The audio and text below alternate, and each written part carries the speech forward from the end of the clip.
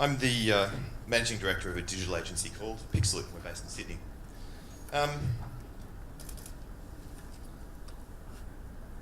Just a bit of background on who we are. We're best known for our work in social and mobile, all right? Especially most recently, best jobs in the world with Tourism Australia. We've done a whole pile of campaigns, several hundred over the past few years. And we're also a preferred marketing developer with Facebook. Right? So that's kind of lends to the experience. So today's conversation is really about this somewhat unnatural idea of imputing trust. This is about the power that you have as a marketer, right? And how we can affect outcomes when it comes to adoption of technology and revenue for our clients, right? And in the marketing field, in the advertising field, ultimately we're at the crossroad of psychology and technology. And being competent at what we do, we should really be able to own that technology and take it off the table. So the conversation comes down to the psychology, to understanding people. All right? So I want to focus on the problem. I want to focus on a problem. But you'll see that this actually relates to a few other things. We've only got 10 minutes. So I'm going to be talking specifically about mobile and mobile commerce. There is a huge ecosystem for e-commerce, 1.25 trillion in sales this year. But by 2016, expect to see 7% of that on mobile. Let me just illustrate that. Okay, this is e-commerce today, and this is m-commerce today. Think of that gap as the opportunity. Well, the first question you have to ask is why? Why is that the case? Everyone I see has a smartphone. How is it possible that those numbers are so low? And I would put it to you, my thesis is, in fact, it comes down to one thing: people. Specifically, three aspects of people: context, confidence, and trust. And let me speak to each of those. Okay, first of all, context. Why am I using that device that's in my hand? And when? And how? Understanding people's behavior when they're using these devices is fundamental to understanding how to convert them, how to make a purchase, how to transact with you, right? So here's a good stat, right? Look at this. 70% of smartphone users in the US use their device in a retail setting. They're in the store, they're on the phone. They're just not purchasing there. Most probably because we haven't facilitated it. The next one is around confidence. And you have to understand, ultimately, what's in your hand now is new. New form factor, new level of portability and usefulness. And ultimately, what's happening is designers, marketers, advertisers, businesses are learning to speak and write a new visual language. We keep treating it the same as the old desktop, but it's not. And that new language means that there's actually a barrier when it comes to familiarity.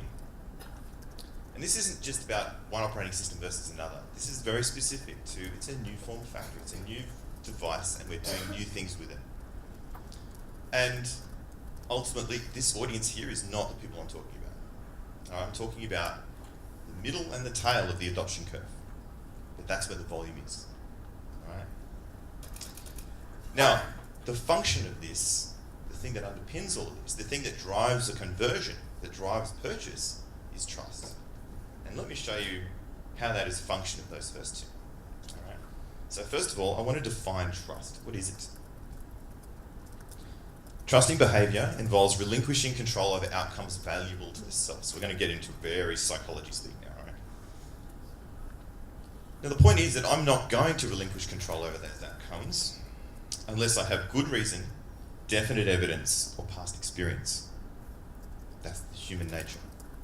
Now humans, not so basic, we've evolved, all right? And in fact, what we have evolved is symbolism and group conformity dynamic. So what we call today social proof on Facebook, that's the same as, well, you used them and so did you, so I suppose I can trust them. The other thing around symbolism is, that's our business, guys. That's brand. Recognizing a brand, knowing what you'll get from it, and relinquishing control over those outcomes that are valuable to you. That's what happens with brand. That's what we've worked decades on doing as marketers. So, now we've defined trust.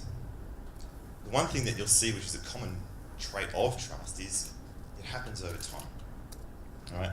And again, this isn't a new thing, right? So like, this whole idea of symbolism with trust, this dates back to ancient Mesopotamia.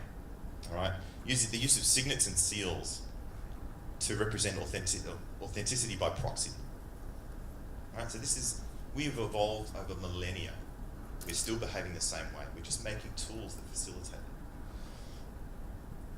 it. Now, let's connect it to the technology. So how do I make this tangible? All right. Consider this. There's been more changes to the human-computer interface on mobile devices in the last 5 years than the last 25 years on the desktop. All right. Like I said before, this is a new symbolic language. We're just learning to speak it, learning to write it, learning to read it. We keep treating it the same as this thing that we're chained to at a desk, but it's not. You've got a different input device. You've got a different form factor. You've got a different place and way of using it. What we find is that lack of understanding of how to create the content and also consume it is what erodes confidence.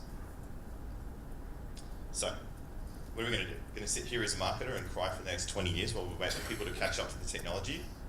No. The point of today's conversation is really, what can you do?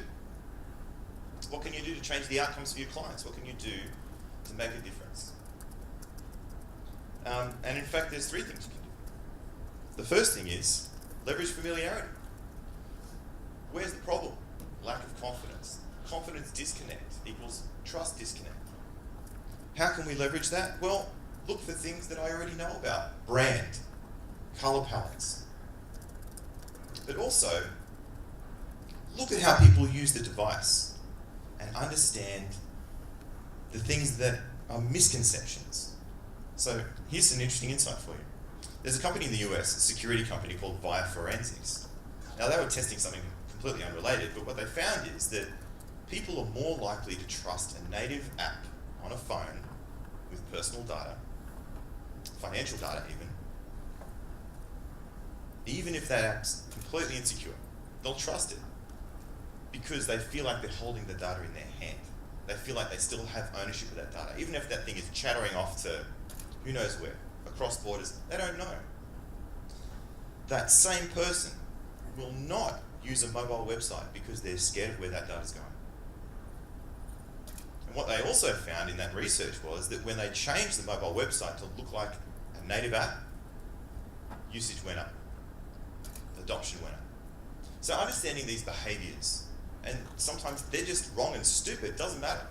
Just understanding those behaviors changes your outcome as a designer, as an innovator, as a marketer in that space, all right?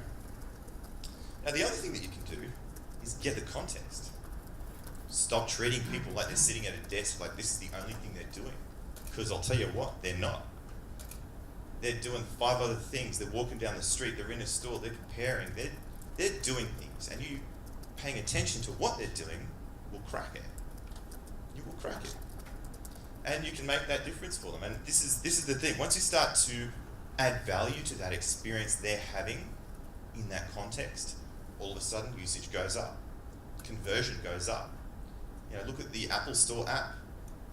Line busting, right? That VIP kind of service. That's what it's all about. And the final piece here is be frictionless. Understand how people, they're not just focused on you as the brand, as the experience.